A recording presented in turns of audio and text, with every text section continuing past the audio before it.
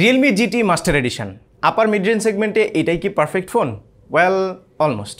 So আজকের ভিডিওতে আমরা Realme GT মাস্টার এডিশন বা সংক্ষেপে ME এই ফোনটা নিয়ে কথা বলবো এবং এই ফোনটা ভালো মন্দ সব কিছু আপনাদেরকে জানাবো। সো এই ফোনটা বাংলাদেশে রিসেন্টলি লঞ্চ হয়েছে এবং এটার প্রাইস নির্ধারণ করা হয়েছে 33,990 টাকা বা 34,000 টাকা। সো এই প্রাইস রেঞ্জে মার্কেটে আরও বেশ কয়েকটা ফোন আছে, সেগুলোর সাথে কম্পেয়ার করলে এই ফোনটা অ্যাকচুয়ালি কোন জায়গায় স্ট্যান্স নিচ্ছে, এটাই হচ্ছে আজকের ভিডিওর আলোচনার বিষয়। সো প্রথমেই আপনারা হয়তো দেখতে পাচ্ছেন যে Realme GT মাস্টার এডিশনের ডিজাইনটা কিন্তু খুবই আনইউজুয়াল। পেছন থেকে দেখতে অনেকটা ব্রিফ কেসের মতো মনে হচ্ছে, ব্রিফ কেসের উপরে যেরকম থাকে। সো এটার পেছনে একটা স্টোরি আছে। এই ডিজাইনের পেছনে রিয়েলমির যে ডিজাইনার আছে নাওতো ফোকাসোয়া, জাপানের খুব ফেমাস একজন ডিজাইনার, তিনি এটা ডিজাইন করেছেন এবং তার মতে যারা ট্রাভেল করতে পছন্দ করে তাদের সাথে সুটকেসের একটা বড় সম্পর্ক আছে। সো তারা হচ্ছে সেই সুটকেসের ডিজাইনটাই ফোনে নিয়ে এসছে যেন হাতে নিলে সেই সুটকেসটা ফিল হয়। মূলত এটার ব্যাকগ্রাউন্ডে তারা ট্রাভেলটাকে ইন্সপায়ার করতে চাচ্ছে বা ট্রাভেলার যারা আছে তাদেরকে হচ্ছে ইন্সপায়ার করে এই ডিজাইনটা, তাদের থেকে ইন্সপায়ার্ড হয়ে এই ডিজাইনটা করা হয়েছে। আর এই ফোনটা যেহেতু সুটকেস থেকে ইন্সপায়ার্ড, সো রিয়েলমি আমাদেরকে বেশ রাগেড একটা সুটকেসের ভেতরে ভরে এই ফোনটা দিয়েছে। সুটকেসের ভেতরে ফোনের পাশাপাশি কিছু সুভেনিয়ার্স এবং গিফট আইটেমসও ছিল। তবে এটাতে যে ম্যাটেরিয়ালটা ইউজ করা হয়েছে এইটা হচ্ছে vegan leather and I think এটা একটা ভালো চয়েস ম্যাটেরিয়ালের বেলায়। এটা খুবই মানে খুব হার্ড না আবার খুব সফটও না টু টাচ। সো এটা ভালোই ফিল হচ্ছিলো আমার কাছে, বেশ রাগেড লাগছিল। ইউজুয়ালি রাগেড ফোনগুলো এরকম ফিল হয়, সো মনে হচ্ছে খুব স্টার্ডি। এইটাতে একদমই ফিঙ্গারপ্রিন্ট লাগে না, তবে মাঝে মধ্যে একটু স্মাজ আমি দেখতে পাচ্ছিলাম লাগছিল। যেটা লাগে সেটা উঠাইতে আবার একটু মানে ম্যাটেরিয়াল দিয়ে কোনো একটা টিস্যু দিয়ে ঘষে তারপরে তুলতে হয়, এটা একটা ছোট্ট ইস্যু। তবে এটার বক্সের ভেতরে কিন্তু এই সেম ডিজাইনের আরেকটা ব্যাক কাভার, টিপিও কাভার দেওয়া হয়েছে, যেটা ইউজুয়ালি আমরা যে টিপিও কাভার স্বচ্ছ দেখে থাকি সেগুলো থেকে স্লাইটলি বেটার কোয়ালিটির। সেটা লাগালেও মোটামুটি এই লুক অ্যান্ড ফিলটা সিমিলারই বজায় থাকে। এবং এটার যে ক্যামেরা হাউস আছে এখানে দেখতে পাচ্ছেন 3টা ক্যামেরা দেওয়া হয়েছে। এখানে রিয়েলমি ডিজাইন বাই নাওতো ফোকাসোয়ার সিগনেচার আছে। ওকে, সো ডিজাইনটা ওভারঅল আমার কাছে ভালো লেগেছে। তবে আপনি যদি একটু ইউজুয়াল ডিজাইনের ফোন চান, এটার বাইরে এটা যদি পছন্দ না করেন, তাহলে আরেকটা ভেরিয়েন্ট আছে এটার। এই কালারটার নাম হচ্ছে ভয়েজার গ্রে, যেটা সাটেল একটা কালার। পাশাপাশি আরেকটা ভেরিয়েন্ট আছে ডেব্র্যাক ব্লু, যেটার ডিজাইনটা ইউজুয়াল। সো আপনারা চাইলে এই ডিজাইন পছন্দ না করলে সেটাও নিতে পারেন। সো ওভারঅল এই ফোনের ডিজাইন কিন্তু আমার কাছে খুবই ভালো লেগেছে, আমার কাছে বেশ এক্সেপশনাল লেগেছে এটার ডিজাইনটা। ডিজাইনের পরপরই আমরা চলে আসি ডিসপ্লেতে। এই ডিসপ্লেটা হচ্ছে 6.43 ইঞ্চির একটি সুপার অ্যামোলেড প্যানেল, যেটা 190 হার্জের, এবং এই ডিসপ্লেটার টাচ রেসপন্স হচ্ছে 360 হার্জ। সো খুবই স্মুথ এবং রেসপন্সিভ একটা ডিসপ্লে। এইটা টাচ রেসপন্স যেহেতু 120 হার্জ, সো খুবই স্মুথের এক্সপিরিয়েন্স আমি এটা থেকে পাচ্ছিলাম compare to other devices in this price range. এবং এই ফোনটার ডিসপ্লের উপরের দিকে যে কাট আউট আছে সেটা মাঝারি সাইজের, সো খুব একটা ডিস্ট্রাকশনের কারণ হবে না। পাশাপাশি সাইডের যে ভেজেলগুলো আছে সেগুলোও ন্যারো, ব্রাইটনেসও এনাফ। এবং এই ডিসপ্লে যে কালার রিপ্রোডাকশন আছে সেটা 100% অ্যাকুরেট না হলেও খুবই ভিভিড ছিল, আমার কাছে ওভারঅল ভালোই লেগেছে। অলওয়েজ অন ডিসপ্লে ফিচার সহ সুপার অ্যামোলেড প্যানেলে যত ডিসপ্লে ফিচার আছে সবগুলোই এটাতে পাওয়া যাচ্ছে।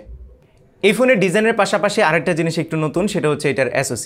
এটাতে ইউজ করা হয়েছে কোয়ালকম স্ন্যাপড্রাগন 778G, যেটা 700 সিরিজের নতুন একটি চিপসেট, খুব বেশি ফোনে ইউজ হয়নি। সো এটা নিয়ে আমি একটু টেনশনে ছিলাম যে এটার অপটিমাইজেশনটা কেমন হবে, যেহেতু নতুন একটা SoC। সো এটা নিয়ে আমরা কথা বলছি। তবে যেহেতু এটা নতুন SoC এবং এটা 5G by the way, so 5G যদিও আমাদের দেশে নাই, স্টিল এক্সট্রা একটা বোনাস পেয়ে যাচ্ছেন। পাশাপাশি আরও কিছু এক্সট্রা ফিচার এই SoCতে আছে, যেমন Wi-Fi 6 এটাতে এনেবল করা আছে। পাশাপাশি আপনারা NFC পেয়ে যাচ্ছেন। এবং এই SoC এর পারফরমেন্সের কথা যদি বলি তাহলে খুবই ভালো লেগেছে আমার কাছে, কারণ এটা 6 ন্যানোমিটার প্রসেসে বিল্ড করা একটি অক্টা-কোর চিপসেট। এবং এই চিপসেট দিয়ে আমি ডে টু ডে টাস্কে যে পারফরমেন্স পেয়েছি সেটা ছিল খুবই ভালো। সাথে 8GB র্যাম আছে, যদিও রিয়েলমি ক্লেম করছে আপনারা ভার্চুয়াল র্যামের মাধ্যমে আরও অনেক গুণ বাড়িয়ে নিতে পারবেন, বাট আমার মনে হয় না 8GBর বেশি দরকার হয়, কারণ এই 8GB দিয়েই আমি হেভি মাল্টিটাস্কিং করতে পারছিলাম। আমি কোনো ধরনের স্লোনেস, স্টার্টার এগুলো খেয়াল করিনি এই ফোনটিতে। আমি অনেকগুলো সোশ্যাল মিডিয়া অ্যাপ ব্যাকগ্রাউন্ডে রান করছিলাম, হেভি মাল্টিটাস্কিংও করছিলাম। It was performing really good. So day to day টাস্কে আপনারা কোনো কমপ্লেনই খুঁজে পাবেন না। When it comes to gaming, আমি গেনশিন ইম্প্যাক্ট এটা দিয়ে খেলেছি। গেনশিন ইম্প্যাক্ট আমি 10-15 মিনিট খেলার পরে কিছুটা স্লোনেস খেয়াল করছিলাম, মাঝে মধ্যে একটু স্টার্টার করছিল স্পেশালি অ্যাকশন মোমেন্টগুলোতে, আর একটু গরমও হচ্ছিল ফোনটি পেছনের দিকে, বেশ ভালো রকমের গরম হচ্ছিল। সো আমার মনে হয় এইখানে একটা ছোট্ট অপটিমাইজেশনের ইস্যু থাকতে পারে। গেনশিন ইম্প্যাক্ট গেমের সাইজ অনেক বেশি বড় হলেও এটা কিন্তু অতটাও মানে এইটাকে আটকে দেওয়ার মতো গেমও না। স্টিল আমি মনে করি যে অপটিমাইজড আরেকটু হলে হয়তো এই গেমটা আরেকটু বেটার রেজাল্ট দেবে। বাট আমরা যদি আরেকটু অপটিমাইজড গেমের কথা বলি, সেটা হচ্ছে কল অফ ডিউটি। সেটা কিন্তু খুব স্মুথলি রান হচ্ছিল, আমি তেমন কোনো ল্যাগ কিংবা হিকআপ খেয়াল করিনি।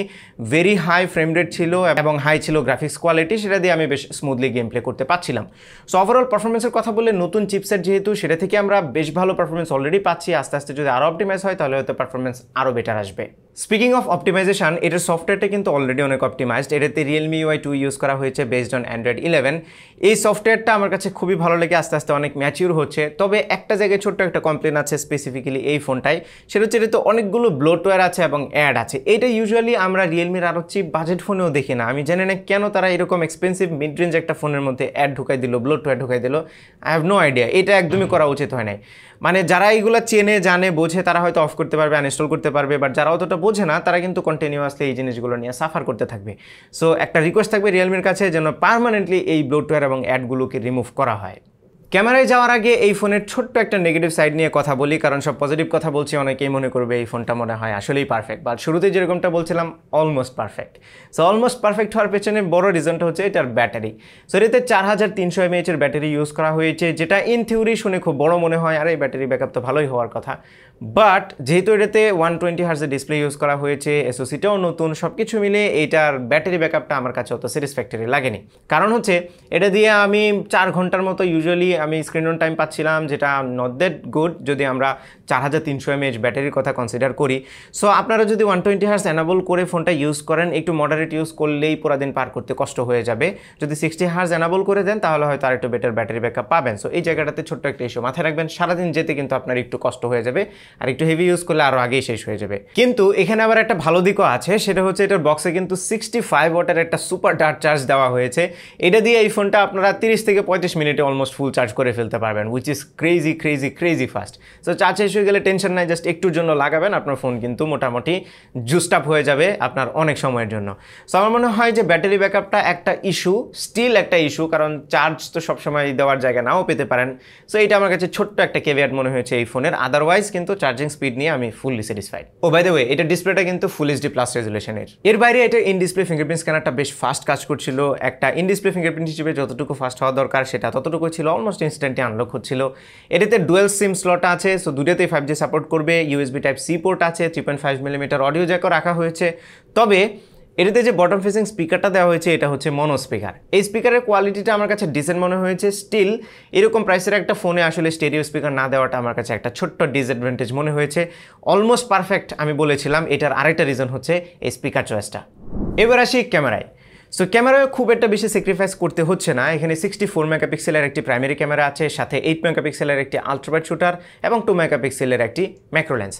নাও স্যাক্রিফাইস করতে হয়নি মূলত প্রাইমারি ক্যামেরার ছবিতে। প্রাইমারি ক্যামেরার ছবি আমার কাছে বেশ ভালো লেগেছে। এই প্রাইস রেঞ্জের যে কয়টা ফোন আছে সেগুলোর সাথে কম্পেয়ার করলেও মোটামুটি ভালোই রেজাল্ট এটা দেবে। একদমই বেশ বলবো না এই প্রাইস রেঞ্জের camera, but it is up there, মানে স্ট্যান্ডার্ডটা মেনটেন করছে। সো ছবিতে ভালো ডিটেল এবং শার্পনেস রিটেন করতে পারছিল। কালারগুলো মোটামুটি ওকে, যদিও রিয়েলমির ছবিগুলো মাঝে মধ্যে একটু ওভার প্রসেসড মনে হচ্ছিল। এটাতে আমি অন্যান্য ফোনের তুলনায় স্লাইটলি লেস ওভার প্রসেসড পেয়েছি। মানে কিছু ফোন আরেকটু লাইক আন্ডার 20 কিংবা 20-র আশেপাশের ফোনগুলোতে আমি একটু বেশি লাইক ওভার শার্পেন্ড খেয়াল করছিলাম সফটওয়্যার প্রসেসে, বাট এখানে অতটা অ্যাগ্রেসিভ ছিল না। ডাইনামিক রেঞ্জের পারফরমেন্সও ভালো ছিল। সেই সাথে পোর্ট্রেট মোডে এজ ডিরেকশন ওয়াজ অ্যাকুরেট, ব্যাকগ্রাউন্ডে যে ব্লারিনেসটা আছে সেটার ট্রানজিশনটা স্মুথ ছিল। ওভারঅল ভালো লেগেছে আমার কাছে এটা ডে লাইটের ছবিগুলো। লো লাইটে চলে আসলে একটু সফট হয় আর স্লাইটলি নয়েজি হয়, বাট বেশিরভাগ সময় একটু মোটামুটি লাইট থাকলে ছবি কিন্তু ভালো আসে। নাইট মোডে গেলেও একটু বেটার রেজাল্ট পাওয়া যায়। সো নাইট মোড নিয়ে আমি বলবো মোটামুটি স্যাটিসফাইড। আর আলট্রাওয়াইড শুটারটা দিয়ে 119 ডিগ্রি ফিল্ড অফ ভিউতে ছবি তোলা যাবে। এই 119 ডিগ্রিটা খুব একটা ওয়াইডও না, আবার খুব ন্যারোও বলা যাবে না। তবে এখানে একটা সুবিধাও আছে, সেটা হচ্ছে সাইডের যে ফিশাই ইফেক্টটা বা লেন্স ডিস্টর্শনটা সেটা কিন্তু আরও ওয়াইডার লেন্সের থেকে এটা তুলনামূলক কম হয়। মানে সফটওয়্যারকে খুব একটা স্ট্রাগল করতে হয় না ওইটাকে রিমুভ করতে। তারপরেও হালকা পাতলা একটু ছিল লেন্স ডিস্টর্শন, সেটা খুব অ্যাগ্রেসিভ না। আমার কাছে ওভারঅল আলট্রাওয়াইড শুটারের ছবিগুলো ভালো লেগেছে। যদিও প্রাইমারি ক্যামেরার সাথে কম্পেয়ার করলে ডিটেল এবং শার্পনেস অনেক কম থাকবে, যেহেতু সেন্সরটাই ছোট, এটা 8 মেগাপিক্সেলের। সো একটু ডিটেলটা কম পাবেন, তবে কালারগুলো ঠিকঠাক ছিল এবং আমার কাছে ওভারঅল ডে লাইটের তোলা ছবিগুলো ভালো লেগেছে আলট্রাওয়াইড শুটারের। ম্যাক্রো লেন্সটা অ্যাভারেজ পারফর্ম করেছে। আমার মনে হয় প্রাইমারি ক্যামেরাটাকে ক্রপ করলেই আপনারা ম্যাক্রো থেকে আরেকটু বেটার রেজাল্ট পাবেন। এর বাইরে এটা সফটওয়্যারের মধ্যে আরও বেশ কিছু ফিচার্স আছে, অনেক ধরনের ফিল্টার আছে। এই জিনিসগুলো আমার কাছে ভালো লেগেছে।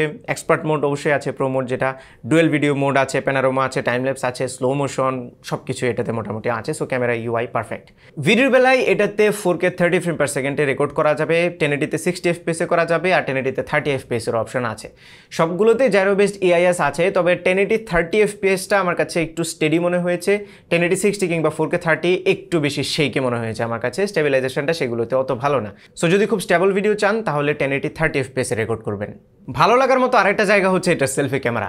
সামনে 32 মেগাপিক্সেলের একটি সেন্সর ইউজ করা হয়েছে যেটা খুবই ডিটেল এবং শার্প ছবি প্রডিউস করতে পারে। কালারগুলো খুবই ওকে থাকে, জুম করে দেখলেও ছবি ফাটে না, এরকম একটা অবস্থা। সো ওভারঅল আমার কাছে সামনের ক্যামেরার ছবি ভালো লেগেছে, খুবই ভালো লেগেছে, স্পেশালি ডে লাইটে। লো লাইটে আসলে যদিও স্লাইটলি রেজাল্টটা নিচের দিকে নেমে যায়, বাট তাও আমি স্যাটিসফাইড যেহেতু ডে লাইটে এত ভালো ছবি আসে। ডাইনামিক রেঞ্জের পারফরমেন্সও সামনের ক্যামেরায় ভালো, সেই সাথে পোর্ট্রেট মোডেও সামনে এজ ডিটেকশন খুবই অ্যাকুরেটলি করতে পারে, সেই সাথে ব্যাকগ্রাউন্ডের ব্লারিনেসটাও আবারও ট্রানজেকশনটা স্মুথ থাকে। এবং সামনের ক্যামেরা দিয়ে আপনারা 1080 30 fps এ ভিডিও রেকর্ড করতে পারবেন। ওভারঅল আমার কাছে ফ্রন্ট ক্যামেরার ছবি খুবই ভালো লেগেছে, একদমই ফার্স্ট ক্লাস। কনক্লুশনে বলবো 34,000 টাকায় বাংলাদেশে অফিসিয়ালি যে ফোনগুলো পাওয়া যায় সেগুলো থেকে কিছুটা এগিয়ে থাকবে এই ফোনটা। লাইক আমরা যদি স্যামসাং গ্যালাক্সি A52 এর কথা বলি, সেটাতে স্ন্যাপড্রাগন 720G চিপসেট ইউজ করা হয়েছে, সেখানে পারফরমেন্সে কিন্তু এই ফোনটা অনেক ভালো করবে। সো এরকম যদি আমরা কম্পেয়ার করি অন্যগুলোর সাথে, তাহলে এইটা হচ্ছে স্লাইটলি বেটার পারফর্ম করছে অন্য ফোনগুলো থেকে। ডিজাইনটাও একটু এক্সেপশনাল, সো পারফেক্ট না হলেও অলমোস্ট পারফেক্ট। জাস্ট কয়েকটা জায়গায় একটু কাজ করা দরকার ছিল, সেটা হচ্ছে ব্যাটারিটা আরেকটু বেশি অপটিমাইজড হতে পারতো এবং এটাতে ডুয়েল স্পিকার ইউজ করা দরকার ছিল। এই জিনিসটা আমার কাছে একটু মিসিং মনে হয়েছে। সো এই দু একটা ছোট ছোট মাইনর ইস্যু ছাড়া বাকি সব কিছু আমার কাছে ভালো লেগেছে। ফোনটা 100% রিকমেন্ডেড থাকতে পারে আমার তরফ থেকে। তারপরেও কিনবেন কি কিনবেন না সেই ডিসিশন কিন্তু দিন শেষে কমপ্লিটলি আপনার নিজের উপর। এই ছিল আমাদের আজকের ভিডিও। আশা করি ভিডিওটি আপনাদের ভালো লেগেছে। যদি ভালো লেগে থাকে তাহলে ভিডিওতে একটা লাইক দেবেন, কমেন্ট করে জানাবেন কেমন লাগলো, আপনার ফ্রেন্ডদের সাথে শেয়ার করতে একদমই ভুলবেন না, আর আমার চ্যানেলে সাবস্ক্রাইব তো মাস্ট। দেখা হবে পরবর্তী ভিডিওতে। টিল দেন টেক কেয়ার, আসসালামু আলাইকুম।